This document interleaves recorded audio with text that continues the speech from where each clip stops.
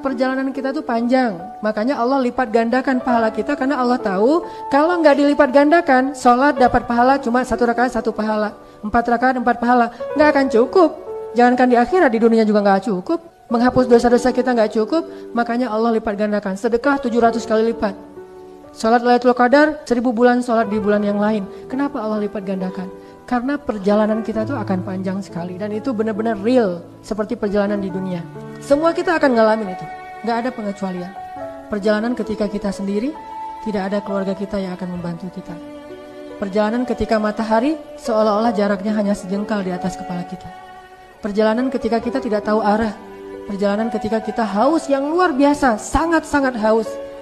Pada saat itu amal-amal kita lah yang akan menjadi penolong kita. Datanglah amal kita dengan wujud seorang laki-laki yang sempurna. Dia mengatakan, ya fulan, akulah amal-amalmu. Kita mencium harumnya, laki-laki itu berarti amalnya baik.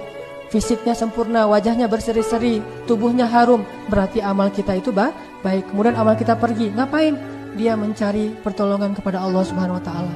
Ya Allah, tolonglah Tuhan sayalah hasil dari kejerih payah dia di dunia. Amal kita itu kan makhluk. Kemudian Allah Subhanahu Wa Taala memperkenankan permintaan amal kita. Tiba-tiba kita berada di hadapan Rasulullah. Tiba-tiba kita kok jadi di depan Rasulullah, diajak oleh malaikat, wahai fulan, sini. Dikasih kendaraan, langsung dibawa berhadapan dengan Rasulullah SAW di sebuah telaga. Rasulullah memberikan minuman langsung dengan tangan beliau kepada kita.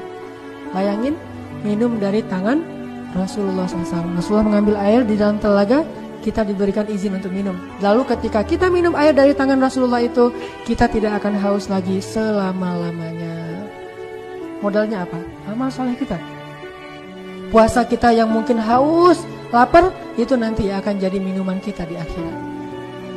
Jalan lagi, walaupun haus tapi masih panas, maka amal kita berdoa lagi kepada Allah, ya Allah beri dia naungan. Akhirnya dikasih lagi naungan dari arasy Allah sehingga gak kepanasan. Jalan sampai dihisap. Ketika dihisap, amal kita juga yang akan memudahkan hisap kita.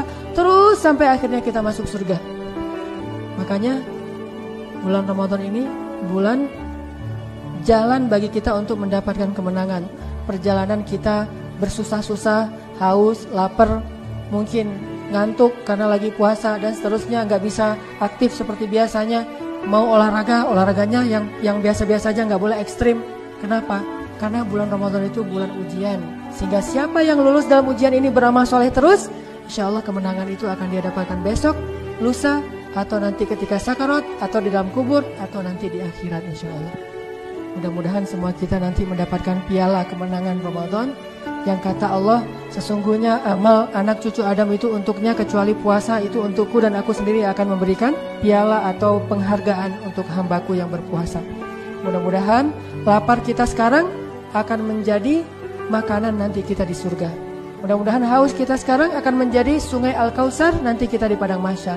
Mudah-mudahan ngantuk kita sekarang akan menjadi kebugaran kita di padang mahsyar. Mudah-mudahan kesusahan kita di bulan Ramadan hari ini akan menjadi kemudahan di bulan-bulan lain ketika kita mendapatkan masalah.